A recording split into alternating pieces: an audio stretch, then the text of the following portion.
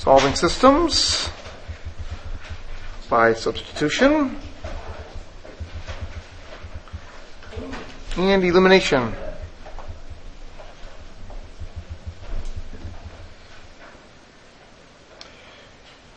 In section 3.1, we solved systems by graphing.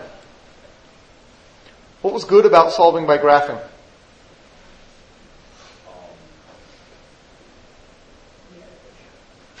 What's that? You had a picture, and pictures can be nice. That's true. So one of the good things about graphing is you do have a picture. Pictures can be useful. What else is good about graphing?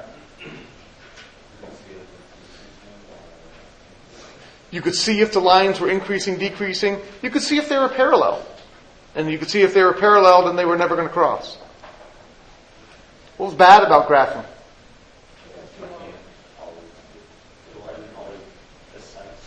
It's not terribly precise, especially when you're doing it by hand, but it is very precise when you use your calculator. So that was, I think, one of the good things about graphing also, is we could use our calculator. But it's not terribly precise, and it is kind of time-consuming. Even if you are using your calculator, and the equations are given so that y is not all by itself, and you got to do some work to get y all by itself, and then draw your graph, and then find the intercept. It works, but it's kind of time-consuming. So today, we're going to learn two different methods. We're going to learn a method called substitution, and we're going to learn a method called elimination. And these will be methods of doing algebra. We won't be graphing. All right, so let me give you a system of equations. And we'll do substitution first.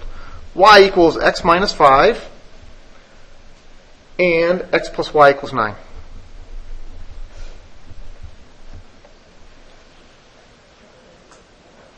Here's the idea behind substitution. You want to take one of the equations and get y all by itself or get x all by itself. It really doesn't matter which one. So in this case, which equation do you want to get all by itself? In the first equation, I would get y all by itself. Why would I get y all by itself in the first equation? It's already done. So here's what you do. You get y all by itself in this equation. It's already done. What you're going to do is you're going to take that and you're going to plug it in to the other equation. And that's why it's called substitution. You take one equation and you substitute it into the other. So we're going to have x plus, I'm not going to write y anymore. What am I going to write? X minus 5 equals 9. And then I have an equation. That equation only has one variable in it. It only has the letter x. I ought to be able to solve. Well, I simplify. 2x minus 5 is 9. Bless you. Add 5 to both sides. 2x is 14. Divide by 2. X is 7.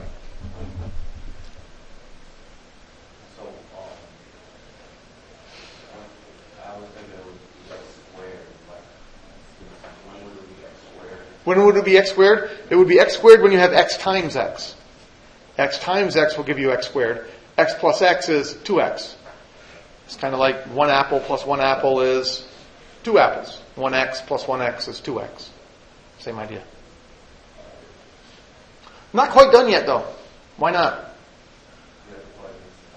I have to plug in 7 and I have to find y. To solve this system, the answer to this system is a point. I have to have an x number and a y number. And that's a fairly common mistake that I'll see. People will stop right there and think they're done. Not quite done yet. Plug in 7. Plug 7 in right here. Y is 2. So you can write your answer that way. X is 7, y is 2. Or, if you prefer, you can write your answer as a point. X is the point, 7 comma 2.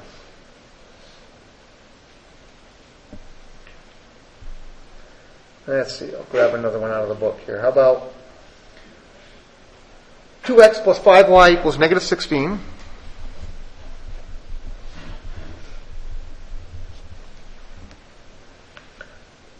And 3x minus y equals 10.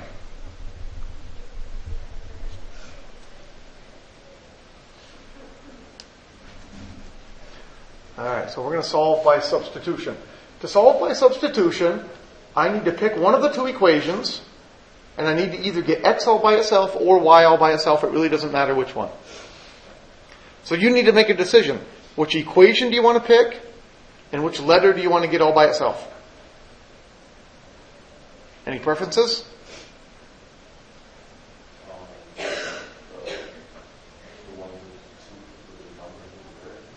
So you want the 2x plus 5y equals negative 16? Okay. And then which letter do you want to get all by itself, x or y? Y. You want to get y all by itself? Okay, so I'm going to take this first equation, and I'm going to get y all by itself. What do I need to do on that first equation to get y all by itself? Subtract the 2x. So 5y is minus 2x minus 16. And then? Divide by 5. And when I divide by 5, I need to make sure I do it everywhere. Y is negative 2/5 x minus 16/5.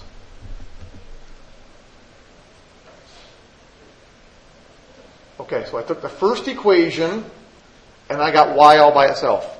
Now what do I do with that? Plug it into the other equation. Make sure you use the other one. That's a common mistake too. People will cycle right back and plug it into the same equation. You can't do that. You got to use both of them. So I'm going to take this answer and I'm going to plug it in right there. So I'm going to have 3x minus, I'm not going to write y anymore. I'm going to write minus 2/5 x minus 16/5 equals 10. Okay, and I need to solve that equation. Not real thrilled about those fractions. I guess I got to deal with them. Do what I have to do, I guess. How do I solve that equation? Combine like terms. So I'm going to distribute the minus sign through, and then I'll combine some like terms. So I'm going to write this as 3x minus a minus becomes a plus 2/5 x. Minus and a minus becomes a plus again, 16/5 equals 10. I combine my like terms. What's 3x plus 2/5 x? 3 and 2/5. That's correct. I'm not a big fan of mixed numbers, though. 17 over 5. What I would do is I would use my calculator. 3 plus 2/5. Math. Enter, enter. Give me a fraction, 17/5. All right, so we have 17 over 5x plus 16 over 5 equals 10. It is 5 times 3 plus 2. Correct. 5 times 3 is 15, and then you add the 2. That's how you convert a mixed number into an improper fraction. All right, almost done. Now what? Subtract 16/5. Again, I think I would use my calculator. 10 minus 16/5. Math, enter, enter.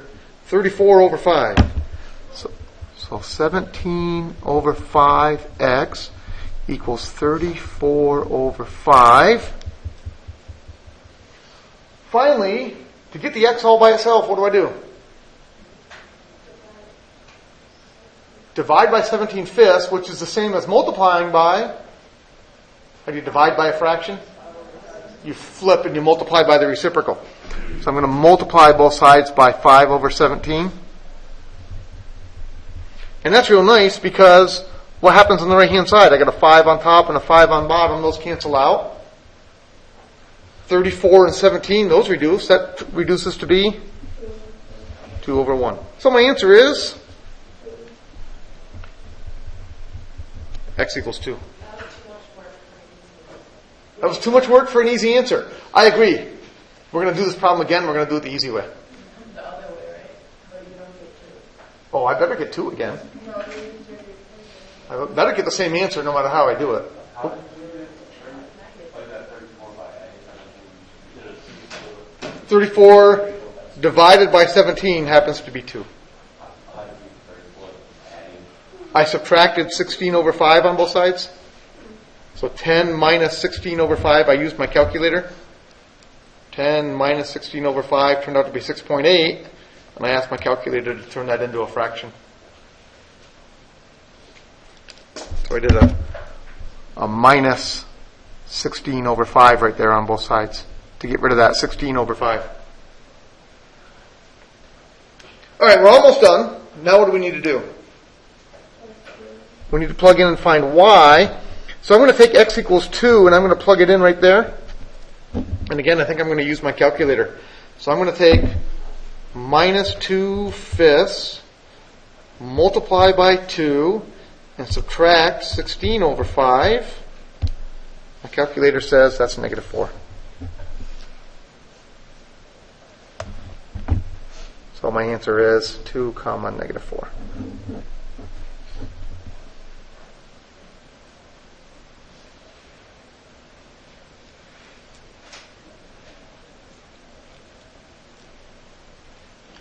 Everything we did there was perfectly correct, but it was the hard way.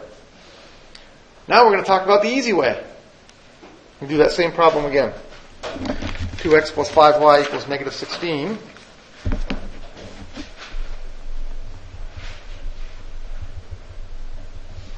And the other equation was 3x minus y equals 10.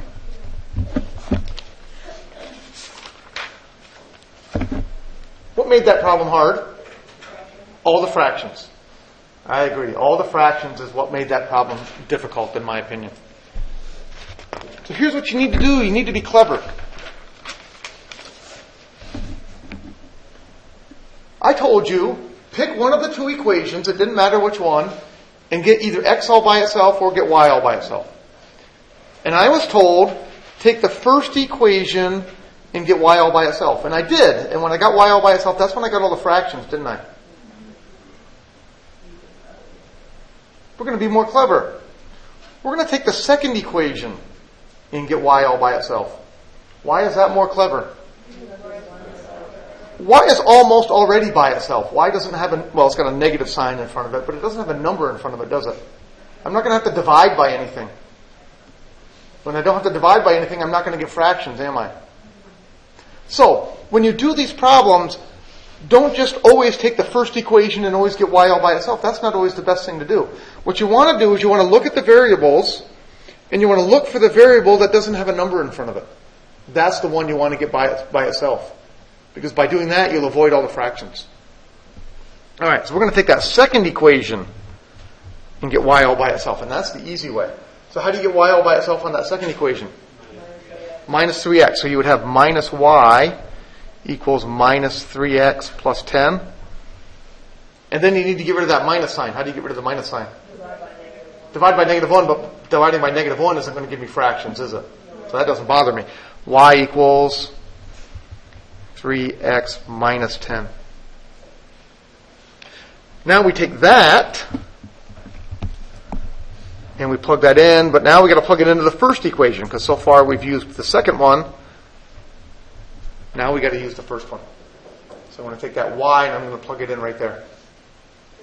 That gives me 2x plus 5. I don't have y anymore. I have 3x minus 10 equals minus 16. Now I can solve. Distribute the 5 through. 2x plus 15x minus 50 equals negative 16. So now my numbers are a little bit bigger, but I don't have fractions. And I'd much rather deal with numbers that are big than deal with fractions. 2x and 15x makes 17x. Minus 50 is negative 16. Add the 50.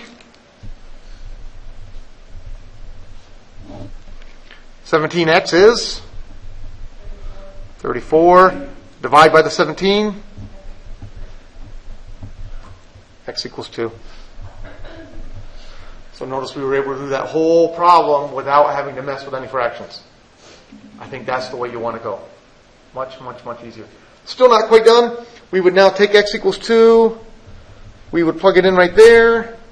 And we would get y is negative 4. So notice we got exactly the same answer. But I think it was less work. Questions about that?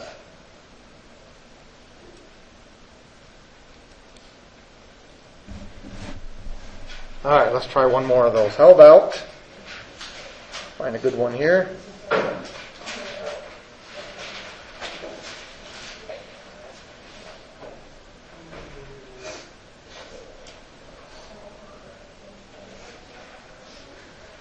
I can't see one like I like, so I'm just going to make one up. How about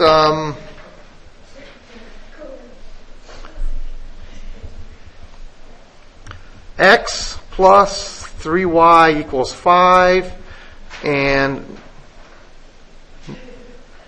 negative 3x minus 9y equals 7.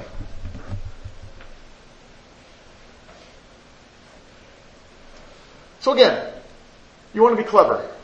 Which equation and which letter do you want to get all by itself? X in the first one. How come? There's nothing in front of it. So you can get the x all by itself without having to incur the wrath of any fractions. And that's always a good thing. So I get the x all by itself. How do I get the x all by itself? Minus 3y. So x equals minus 3y plus 5.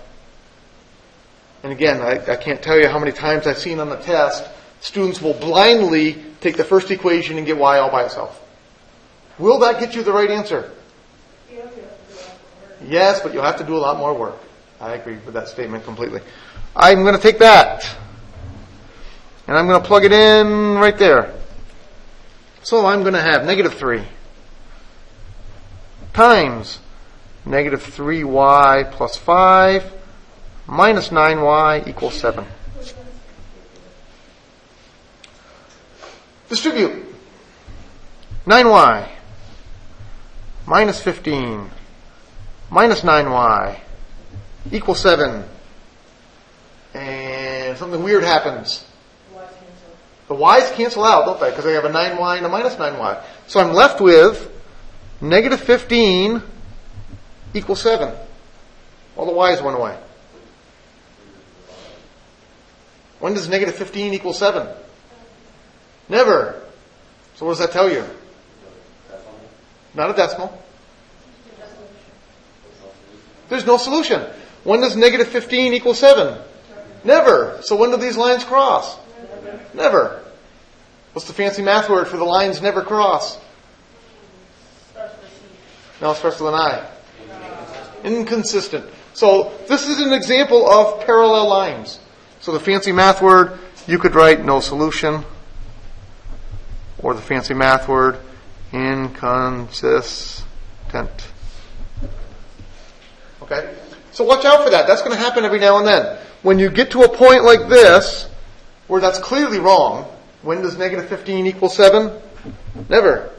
When you get something like that, when you get something that's clearly wrong, those two things are never equal, your answer is, there's no solution. Those two lines never cross. Can't happen. Questions about that? I feel like if you would have simplified that, if you simplified half of that, you would have figured out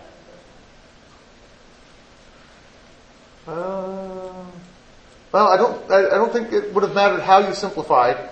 No matter how you simplified, eventually you would have gotten something that didn't make any sense. No, I'm saying that you would have been able to tell that the lines Oh, I see what you're saying. The second one, you might have noticed on the left-hand side, you can factor out a negative 3. That's correct. And if you factor out a negative 3, you would see you have x plus 3y.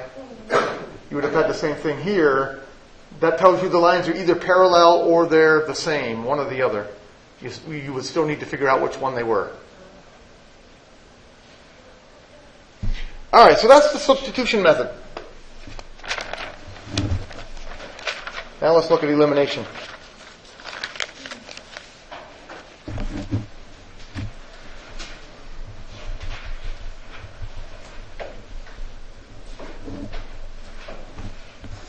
Three x plus 2y equals 3.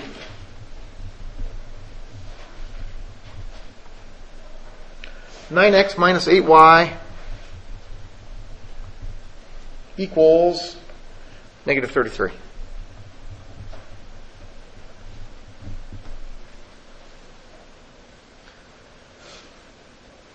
So a lot of students ask me, I like the substitution method a lot. It was pretty easy. Why do I need another way? And the answer is you don't. You can always do every problem by substitution. But this is one you don't want to do by substitution. Why not? Every variable has a number in front of it. So no matter which variable I try to get all by itself, what's going to happen? I'm going to get fractions. If I'm going to do this problem using substitution, there's absolutely no way to avoid fractions. Do I like fractions? Well, I do, but you guys probably don't like fractions too much. I like them just fine. They don't bother me. Okay? So this is why we use elimination. Here's the idea behind elimination. What you want to do is pick a variable, and then you're going to multiply equations to get the coefficients opposites. Pick a variable, multiply equations to get the coefficients opposites. All right, that sounds difficult, sounds fancy. It's not. Pick a letter, X or Y? X. Right now, this X has a 3 and this one has a 9. I want those two numbers to be exactly the same, except I want one of them to be positive and one of them to be negative. So I'm going to take this equation right here, and I'm going to multiply it by negative 3, and that'll give me a negative 9x, and then I'll have a positive 9x. So that's what I mean when I say pick a variable, we picked x, multiply equations to get the coefficients opposites. So we chose x, we look at our variables, we got a 3, we got a 9, we want to make them the same, we multiply this one by negative 3, so we have a negative 9 and a positive 9. Well, this one's already positive 9, isn't it? We're going to leave that one alone. We're not doing anything to that one.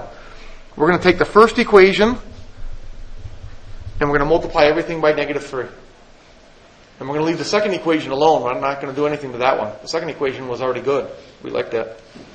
Okay, so I multiply by negative 3. That gives me negative 9x minus 6y equals negative 9. And then I have the other equation I don't do anything to, 9x minus 8y equals negative 33. And then what you do is you add the two equations. So your book might call this process the addition process. Some books call it that. I didn't remember to look up to see which one. Oh, no, your book does say solve by elimination. Okay. Some books call this addition. I call this elimination. You add. Why did we want to have a negative 9x and a positive 9x? What happens when we add those equations? They go away. That's why it's called elimination. We just eliminated the x's. Minus 6y minus 8y makes? Negative 14y. And negative 9 plus negative 33? Negative 42. Divide by negative 14, you get the y all by itself. I think you get y equals 3.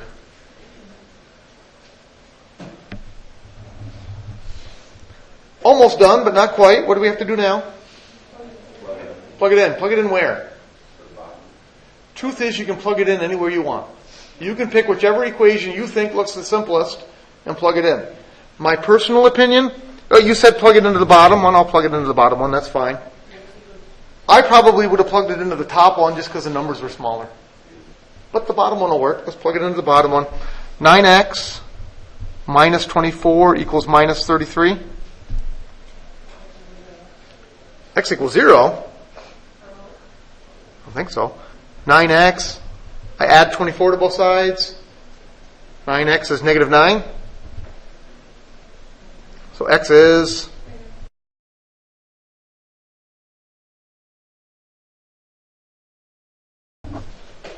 so my answer is negative 1 comma 3.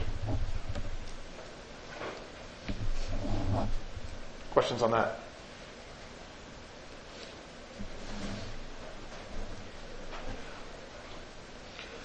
All right, how about, grab another one here. Minus 3x minus 5y equals negative 22. And 4x minus 7y equals negative 39.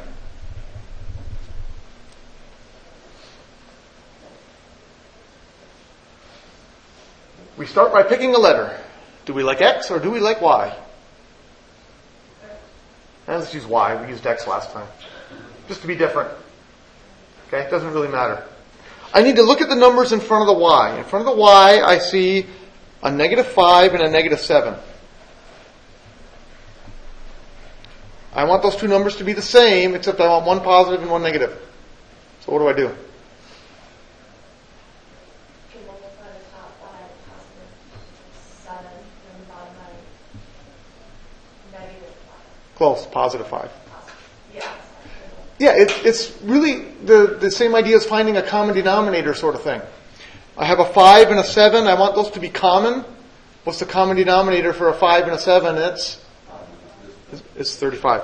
So, we're going to multiply the first equation by -7, and we're going to multiply the second equation by +5. How come one of them I multiply by -7, but the other one I multiply by +5? Correct. When I multiply the top by a -7, that's going to give me a +35 there. If I'm going to have a +35 on the first one, I need to have a -35 on the second. So that's why that one gets a positive. All right, so we multiply. We have -7 times -3 is 21x plus 35y equals, 22 times 7, not divided by 154. And then I multiply the second one by 5. 5 times 4x is 20x. Minus 5 times 7 is 35y. Equals 5 times 39. Negative 195. Again, with this process, you will sometimes get fairly large numbers. But fairly large numbers aren't so bad. We add it together, we get 41x equals -41. Divide through, x is -1. So again, notice the idea behind the elimination process is to avoid the variables, avoid the fractions. This is another one. If we did it by substitution, no matter what we did, we would have to have fractions. Not a great thing. All right, I plugged that in. I'm going to use the second one again for no particular reason. I don't think it really matters here. -4 minus 7y is -39. Add the 4. -7y is -35. Y is 5.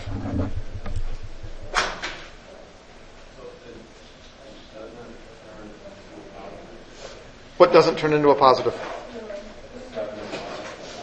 No. All I did is add 4y, so that minus sign stays there. One last thing very quickly. A few minutes ago, we had an example where we ended up with no solution. We ended up with something like -15 equals 7. And that told you no solution. You got something that was clearly wrong. -15 never equals 7. That was inconsistent. Sometimes your answer is going to be dependent. How will you know your answer should be dependent?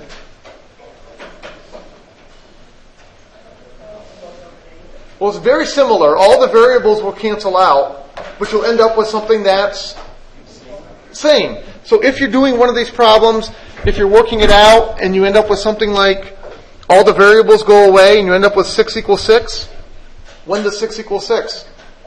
Always. So when do the lines cross?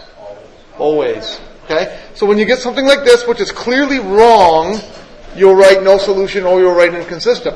If you get something like this, something that's clearly right, all the variables go away. That's okay. Don't be worried if all the variables go away. Your answer will be dependent. Unfortunately, I don't have time to show you an example of that, but that will happen in your homework. So watch out for that. Well, that was just the answer that I had from before.